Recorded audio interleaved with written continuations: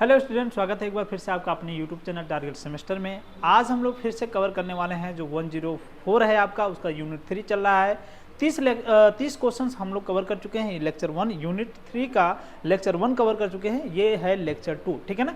तो अब इसमें भी हम लोग 30 क्वेश्चंस कवर करेंगे, यानी टोटल हम लोगों ने 60 क्वेश्चन कवर कर लिया है। यदि और आपको क्वेश्चन चाहिए, अगर और पीडीएफ चाहिए, तो आप जल्दी से जाकर के टारगेट गुरुकुल ऐप को डाउनलोड कर लीजिए। वहाँ पे बहुत ही कम प्राइस पे आपको क्लासेस और पीडीएफ दोनों ही प्राप्त हो जाएंगी। और यदि आप कॉन्सेप्ट खरीदना चाहते हैं, कॉन्सेप्ट का बैच लेना चाहते हैं, तो उसके लिए आपको कॉन्सेप्ट का अलग बैच मिल जाएगा वहाँ पे। जल्दी से आप टेलीग्राम और व्हाट्सएप ग्रुप को ज्वाइन कर लीजिए। इससे आपका फायदा ये होगा कि आप जल्दी से ही बहुत कम समय में इंफॉर्मेशन पा जाएंगे। जैसे ही वीडियो अपलोड होगी तुरंत ही आपको व्हाट्सएप या फिर टेलीग्राम ग्रुप में देखने को मिल जाती हैं। तो चलिए स्टार्ट करते हैं। 30 क्वेश्चन ऑलरेडी हमने कवर कर लिया है, तो 31 क्वेश्चन से हम लोग यहाँ कवर करेंगे। 31 जो क्वेश्चंस है, 31 क्वेश्चंस वहां से हम लोग कवर करने वाले हैं। हाँ ठीक है, 31 नंबर का क्वेश्चन है। 31 नंबर का क्वेश्चन कह रहा है कि गुलबदन बेगम पुत्री थी। गुलबदन बेगम किसकी पुत्री थी? ऑप्शन नंबर ए सही हो जाएगा। किसकी पुत्री थी? बाबर की पुत्री थी। आपको याद रखना है कि हुमायूं बाबर का पुत्र है और हुमायूं का जीवन काल बहुत ही संघर्षरत रहा है। ठीक है, आगे हम लोग बढ़ जाते हैं नेक्स्ट क्वेश्चन की तरफ। नेक्स्ट क्वेश्चन कह रहा है कि निम्न में से किसने लिखा है कि बाबर की मृत्यु विष देने से हुई है? तो यही गुलबदन बेगम जो है, इन्होंने ही अपनी किताब में लिखा है कि हमारे पिताजी को जहर देने की वजह से मृत्यु हो गई है, और इन्होंने अपनी मां पर इल्जाम लगाया है। ठीक है, अपने हिसाब से। 31 नंबर का क्वेश्चन इंग्लिश में देख लेते हैं। गुलबदन बेगम वाज डॉटर ऑफ बाबर्स। ठीक है ना, ऑप्शन नंबर ए यहाँ पे सही हो जाएगा। और जो 32 नंबर का क्वेश्चन इंग्लिश में अगर देखें हम लोग, who among the following has written the Babur died due to the poison. ठीक है ना, तो आपका सही आंसर यहाँ पे हो जाएगा गुलबदन बेगम। ठीक है ना, गुलबदन उनकी पुत्री थी और इन्होंने अपनी किताब में लिखा है कि हमारे पिताजी की मृत्यु यूं ही नहीं है बल्कि विष देने से, जहर देने से हुई है, और ये काम हमारी माताजी ने ही किया है। उन्होंने अपनी माता पर इल्जाम लगाया है, ये भी आपको याद रखना। ठीक है, तो दोनों क्वेश्चन कंप्लीट हो गए। अब हम लोग बढ़ जाते हैं नेक्स्ट क्वेश्चन की तरफ। ठीक है, नेक्स्ट क्वेश्चन की तरफ बढ़ जाते हैं। 34 नंबर का क्वेश्चन है, 33 नंबर का क्वेश्चन, सॉरी 34 नहीं है, 33 नंबर का क्वेश्चन है। और 33 नंबर का क्वेश्चन कह रहा है कि बाबर ने अपने बाबरनामा में किस हिंदू राज्य का उल्लेख किया है? तो आपका सही आंसर हो जाएगा मेवाड़ का। मेवाड़ का उल्लेख किया है बाबर ने अपने बाबरनामा में, यानी कि बाबर ने ही खुद ही अपनी जीवनी लिखी और उस जीवनी का नाम रखा बाबरनामा, और उसमें जो हिंदू राज्य का उन्होंने उल्लेख किया है वो है मेवाड़। ठीक है ना, तो ये भी आपको याद रखना है। ऑप्शन नंबर सी आपको याद रखना है। कौन सा option? Option number C. Option number C आपका सही हो जाएगा, मेवाड़। ठीक है, क्वेश्चन क्या पूछा था? क्वेश्चन पूछा था कि बाबर ने बाबरनामा में कौन से हिंदू राज्य का उल्लेख किया है? इंग्लिश में देख लेते हैं। Which Hindu state has the Babur mention in his Baburnama? तो आपका सही आंसर हो जाएगा मेवाड़। ठीक है ना, ऑप्शन नंबर सी सही हो जाएगा। अब नेक्स्ट क्वेश्चन की तरफ बढ़ जाते हैं। रिसल ए उजस की रचना किसने की है? तो आपका सही आंसर हो जाएगा बाबर। देखिए, बाबर एक लेखक भी था, वो युद्ध ही नहीं करता था बल्कि लेखक भी था। ठीक है ना, लेखक था, वो लिखने का भी काम करता था, पढ़ा लिखा व्यक्ति था, युद्ध भी करता था। यही कारण था कि बाबर जो है भारत में युद्ध में सफल हो गया, और बाबर ने इतने बड़े वंश, इतने बड़े साम्राज्य की स्थापना की। ये सबसे इंपॉर्टेंट पॉइंट है। ठीक है ना, तो रिसल ए उसज, ठीक है ना, ये लिखा था किसने? बाबर ने। ओके, एक बाबरनामा और एक रिसल ए उसज। ठीक है, ये दोनों क्वेश्चंस आपको याद रखना है। दोनों किताबें हैं, बाबर ने लिखी है, दोनों को आप याद रखेंगे। ठीक है, अब हम लोग बढ़ जाते हैं नेक्स्ट क्वेश्चन की तरफ। 35 नंबर का क्वेश्चन है। 35 नंबर का क्वेश्चन कह रहा है कि बाबर ने बाजौर और मेरा पर किस वर्ष अधिकार किया था? बाजौर और मेरा पर किस वर्ष अधिकार किया था? ये मेरा नहीं है, शायद भेरा होना चाहिए। ठीक है ना, भेरा पर अधिकार किया था। ठीक है ना, यहाँ पे भेरा। ठीक है ना, भेरा। ठीक है ना, VVHE।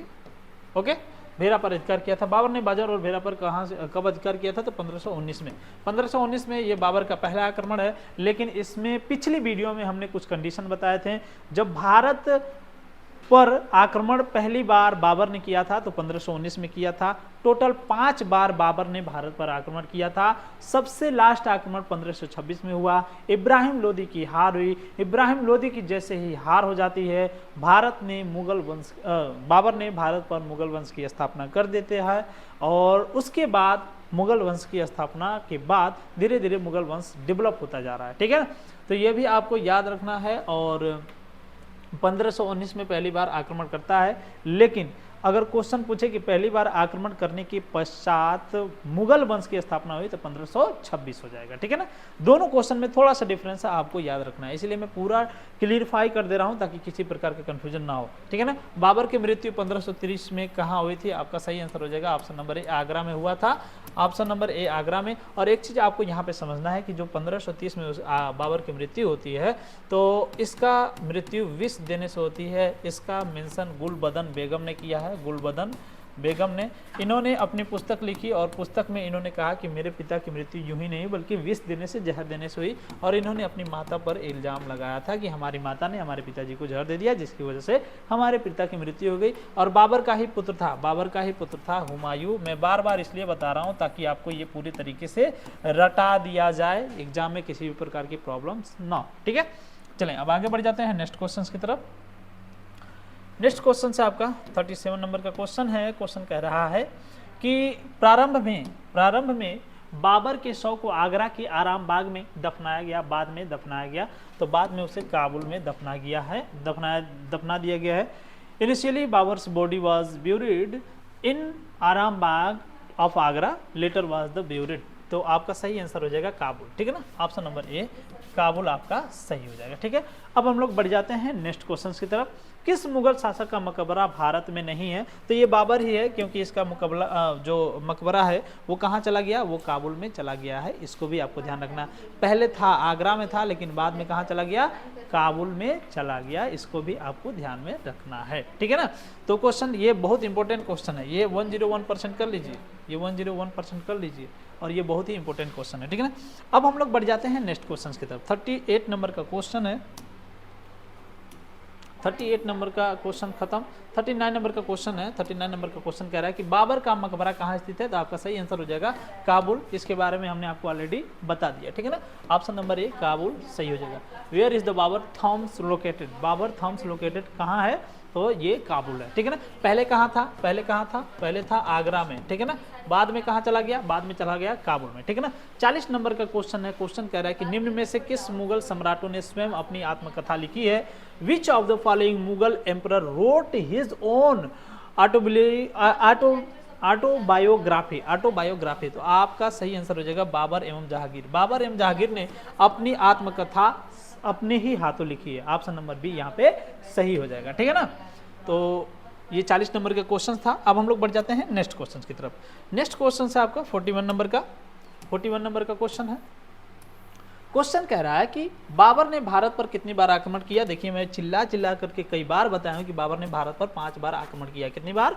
5 बार आक्रमण। कब से कब तक? 1519 से लेकर के 1526 तक। ठीक है ना, 1519 से लेकर 1526, और 1526 के बाद वो भारत पर आक्रमण करने के पश्चात मुगल वंश की स्थापना करा था। इसको भी हमने ऑलरेडी बता दिया। ठीक है ना, नेक्स्ट क्वेश्चन है, बाबर ने 5वां एवं अंतिम अभियान कब और किसके खिलाफ किया था? 1526 में इब्राहिम लोदी के खिलाफ। कई बार इसका एक्सप्लेनेशन हमने पिछली वीडियो में बता दी है। अगर आपने पिछली वीडियो नहीं देखी है तो वहां पर जाइए, देखिए, बहुत अच्छे तरीके से एक्सप्लेनेशन दिया गया है। और यहाँ पर भी मैं बता दे रहा हूँ कि सबसे अंतिम युद्ध 1526 में लड़ा गया था, इब्राहिम लोदी के खिलाफ लड़ा गया था।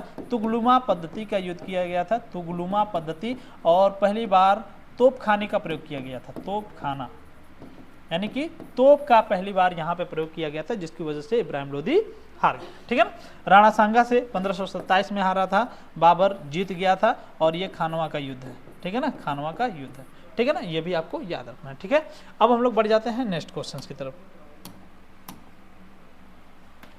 नेक्स्ट क्वेश्चन की तरफ बढ़ जाते हैं। 42 नंबर का क्वेश्चन था। 43 नंबर का क्वेश्चन है। क्वेश्चन कह रहा है, चंदेरी युद्ध बाबर और मदानी राय के बीच किस वर्ष हुआ? In which year did the Chanderi battles take place between Babur and Medini Rai? ठीक है ना, तो आपका सही आंसर हो जाएगा 1528। 1528 में ये युद्ध हुआ था, इसमें भी बाबर की ही जीत हुई थी। बाबर ने बादशाहनामा या बादशाह या बादशाह मतलब सिंहासन पर बैठने वाला की उपाधि कब धारण की थी? तो 1507 में धारण की थी। बहुत इंपॉर्टेंट क्वेश्चन है ये, बहुत इंपॉर्टेंट क्वेश्चन है। 1507 में बाबर ने पहली बार बादशाह की उपाधि धारण की थी और यहीं से बादशाह की उपाधि धीरे धीरे प्रचलन में आ गई है, इसको भी आपको ध्यान रखना है। इसके पहले जो पदवी थी या फिर जो हम कह सकते हैं कि उपाधि थी वो कौन थी? वो थी सुल्तान, ठीक है ना, वो थी सुल्तान, ठीक है ना, आपको ये भी याद रखना, ठीक है। अब हम लोग बढ़ जाते हैं नेक्स्ट क्वेश्चन की तरफ। नेक्स्ट क्वेश्चन से आपका नेक्स्ट क्वेश्चन से आपका 45 नंबर का क्वेश्चन कह रहा है कि बाबर ने भारत के विरुद्ध पहला अभियान कब किया था? When did Babur launch his first campaign against India? ठीक है ना, तो आपका सही आंसर हो जाएगा 1518 से 29, ठीक है ना, 1518 से 29 ऑप्शन नंबर सी, ठीक है। लेकिन अगर कहे कि प्रथम बार आक्रमण किया और भारत में शासन व्यवस्था की स्थापना करी, शासन में मुगल वंश की स्थापना की, मुगल वंश की स्थापना, ठीक है, तब आपका सही आंसर हो जाएगा 1526, ठीक है ना, ये भी आपको याद रखना है, ठीक है। अब हम लोग बढ़ते हैं नेक्स्ट क्वेश्चन की तरफ। बाबर के वंशजों की राजधानी क्या थी? आपका सही आंसर हो जाएगा यहाँ पे समरकंद, ठीक है ना। इसमें मैं कहूँगा कि आपको कंफ्यूजन है, कई जगह काबुल भी दिया है, ठीक है ना, लेकिन समरकंद सही आंसर है। ये किताब में दिया था इसलिए मैंने इसको चूज करा है, ठीक है ना, समरकंद आपका सही आंसर हो जाएगा। नेट पे आप ढूंढेंगे तो कई बार कंफ्यूज हो जाएंगे, ठीक है ना, तो इसलिए आपका सही आंसर ऑप्शन नंबर डी हो जाएगा। काबुल कई जगह पे देखने को मिल रहा है, ठीक है ना, तो ये थोड़ी सी समस्या है और इसको आपको याद में रखना है। ऑप्शन नंबर डी सही हो जाएगा आपका समरकंद, ठीक है ना, चूंकि किताब में दिया है इसलिए हमने आपको बताया, ठीक है। नेक्स्ट क्वेश्चन की तरफ बढ़ते हैं हम लोग। क्वेश्चन कह रहा है कि उदारता के कारण बाबर को किस नाम से जाना जाता है? By what name Babur known because of his generosity, ठीक है ना, यानी कि जो बाबर था, बाबर बहुत ही उदार था और आपने बाबर के बारे में अभी मतलब इसके पहले वाली वीडियो में हमने आपको बताया कि बाबर प्रकृति के इतना प्रेम करता था, प्रकृति से रिलेटेड उसने एक डायरी भी बना रखी थी और उस डायरी में प्रकृति का जितना भी विवरण था उसको स्पष्ट रूप से उसमें दिया था, उसका वर्णन किया था, ठीक है ना, तो ये भी आपको याद रखना है और इसलिए इसको कलंदर के नाम से जाना जाता था। इसकी उदारता को देखते हुए बाबर को कलंदर के नाम से जाना जाता था। अब हम लोग बढ़ जाते हैं नेक्स्ट क्वेश्चन की तरफ। बाबर की आत्मकथा किस नाम से जानी जाती है? तो आपका सही आंसर हो जाएगा तुजुक ए बाबरी और बाबरनामा, ऑप्शन नंबर सी आपका सही हो जाएगा। दोनों किताबें हैं, दोनों किताबों के नाम से इसके आत्मकथा को जाना जाता है। क्वेश्चन है आपका बाबर की आत्मकथा को किस नाम से जाना जाता है? तो आपका सही आंसर हो जाएगा ए और बी, तुजुक ए बाबरी और Baburnama. By what name of the Babur autobiography known, ठीक है ना, आपका सही आंसर हो जाएगा option number C, Tuzuk e Baburi और बाबरनामा, ठीक है। अब हम लोग बढ़ जाते हैं नेक्स्ट क्वेश्चन की तरफ। नेक्स्ट क्वेश्चन है आपका 49 नंबर का, बाबर का भारत पर पहला आक्रमण किसके विरुद्ध हुआ था? तो आपका सही आंसर हो जाएगा यूसुफ जाइयो के विरुद्ध, ठीक है ना, यूसुफ जाइयो के विरुद्ध, ठीक है ना। अब एक चीज समझिए, जाटों का भी उस समय बहुत ज़्यादा प्रभाव था, जाटों का भी प्रभाव था और जाटों का ही ये मिला जुला रूप था यूसुफ जाइयो। ये जो हैं ये सब जाटों के रूप में भी हैं, तो अगर आपको देखने को मिल जाए जाट तो ये भी आपको ध्यान में रखना है कि जाटों के विरुद्ध उसने किया था। तो यहाँ पे ऑप्शन नंबर सही हो जाएगा, यहाँ पे यूसुफ अगेंस्ट जाइयो, ठीक है ना, यूसुफ जाइयो के विरुद्ध इसने आक्रमण किया था भारत में पहली बार 1519 में, याद रखना है, ठीक है। अब हम लोग बढ़ जाते हैं नेक्स्ट क्वेश्चन की तरफ। 50 नंबर का क्वेश्चन है। क्वेश्चन कह रहा है कि चंदेरी का युद्ध कब हुआ था? 1528 में हुआ था चंदेरी का युद्ध, और इसके पहले इस क्वेश्चन के बारे में हमने चर्चा की है। चंदेरी का युद्ध 1528 में हुआ था, 1527 में खानवा का युद्ध हुआ था, 1526 में पानीपत का युद्ध हुआ था।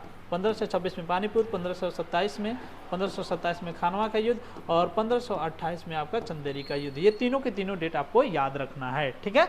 अब हम लोग बढ़ जाते हैं नेक्स्ट क्वेश्चन की तरफ। नेक्स्ट क्वेश्चन है आपका बाबर का पहला महत्वपूर्ण आक्रमण कब माना जाता है? तो ये 1526 माना जाता है। When is Babur first important attack considered? आपका 1526 है। 1526 क्यों है?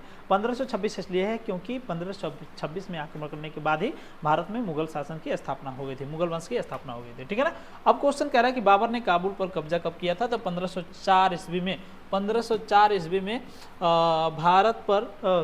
काबुल पर बाबर ने कब्जा किया था। अब एक चीज आपको याद रखना है, 1507 में एक विशेष घटना घटी है। आप कमेंट करके बताइएगा कौन सी घटना है बाबर के जीवन काल से रिलेटेड। 1507 में एक बहुत विशेष घटना घटी है, उस घटना का आप नाम बताइएगा कमेंट करके। पीछे वीडियो पॉज करके मत देखिएगा, अगर ध्यान से आप पढ़ रहे हैं तो यहीं पे कमेंट करके बताइएगा, ठीक है ना। अब आगे बढ़ जाते हैं नेक्स्ट क्वेश्चन की तरफ, ठीक है। 52 नंबर का क्वेश्चन था, अब 53 नंबर के क्वेश्चन पे बढ़ जाते हैं हम लोग। 53 नंबर का क्वेश्चन देख रहे हैं। क्वेश्चन कह रहा है चौसा का युद्ध कब हुआ? 1539। आपको याद रखना है 1539। When did the battles of the Chausa take place? 1539 5039 AD, ठीक है ना। नेक्स्ट क्वेश्चन से हुमायूं की मृत्यु कब हुई? तो 1556 ईस्वी में। 1556 ईस्वी में हुमायूं की मृत्यु हो गई थी, ये भी आपको याद रखना है। ये चूंकि डायरेक्ट क्वेश्चन बनेंगे एग्जाम में, इस तरीके से इसमें कोई बहुत ज़्यादा एक्सप्लेनेशन है नहीं, इसलिए इसमें एक्सप्लेन करने की आवश्यकता भी नहीं है। अकबर का जन्म कब हुआ था? तो अकबर का जन्म जो हुआ था 1542 ईस्वी में हुआ था। आपको कमेंट करके बताना है कि अकबर कब राजगद्दी पर बैठा हुआ था, ठीक है ना। अब नेक्स्ट क्वेश्चन से अकबर की मृत्यु कब हुई थी? तो आपका सही आंसर हो जाएगा 1605 ईस्वी में, ठीक है ना। 1605 ईस्वी में अकबर की मृत्यु हो गई थी। When did Akbar die? ठीक है, इसमें कुछ एक्सप्लेन करने लायक है नहीं, इसलिए डायरेक्टली मैंने आपको बता दिया, ठीक है। अब नेक्स्ट क्वेश्चन से हल्दी घाटी का प्रसिद्ध आक्रमण कब हुआ था? हल्दी घाटी का प्रसिद्ध आक्रमण कब हुआ था? बहुत ही फेमस युद्ध है, बहुत ही फेमस हल्दी घाटी का युद्ध। When did famous battles of Haldi Ghati take place? ठीक है ना, सबसे ज्यादा फेमस ये युद्ध है, किसके किसके बीच में हुआ था? आप जरा कमेंट करके बताइएगा। ये हल्दी घाटी का युद्ध भारत के इतिहास में सबसे वीरता का प्रमाण, सबसे ज्यादा वीरता का प्रमाण को प्रमाणित करती है। ये आपको बताना है कि किसके किसके बीच में हुआ था। पानीपत का द्वितीय युद्ध कब लड़ा गया था? 1556 में। ये आपका सही आंसर हो जाएगा 1556 में। और आप कमेंट करके बताइएगा कि द्वितीय युद्ध जब लड़ा गया था तो पहला पक्ष तो अकबर था, दूसरा पक्ष कौन था? ये आपको कमेंट करके बताना है, ठीक है ना। और अकबर के साथ अकबर का सेनापति, संरक्षक, प्रधानमंत्री जो कुछ भी है या वकील, वो कौन था? ये भी आपको कमेंट करके बताना है, ठीक है। कल के वीडियो में हमने ये चीज बताया है आपको, ठीक है। अब हम लोग बढ़ जाते हैं नेक्स्ट क्वेश्चंस की तरफ। देखिए जितने क्वेश्चंस हम आपसे कह रहे हैं बहुत ही इंपॉर्टेंट क्वेश्चन है, इसलिए उसको हल्के में ना लीजिए। कंप्लीटली मैं बता रहा हूँ, गारंटी के साथ बता रहा हूँ कि आपको क्वेश्चन डायरेक्ट देखने को मिलेंगे, इसलिए आप कंप्लीट तैयार रखिए, ठीक है ना। 59 नंबर का क्वेश्चन है, यहाँ पे हम लोग देख सकते हैं। 59 नंबर का क्वेश्चन कह रहा है भारत में अंग्रेजों ने पहला कारोबारी केंद्र कब और कहाँ स्थापित किया था? तो सबसे पहले 1613 में स्थापित किया था, और ये सूरत में सबसे पहले स्थापित किया था, ठीक है ना। ये भी आपको याद रखना है। When and where did British establish the first training centres of India? ठीक है ना। जहांगीर की मृत्यु कब हुई थी? तो 1627 ईस्वी में हुई थी, आपको याद रखना है। जहांगीर का पुत्र कौन था? ये आपको कमेंट करके बताना है।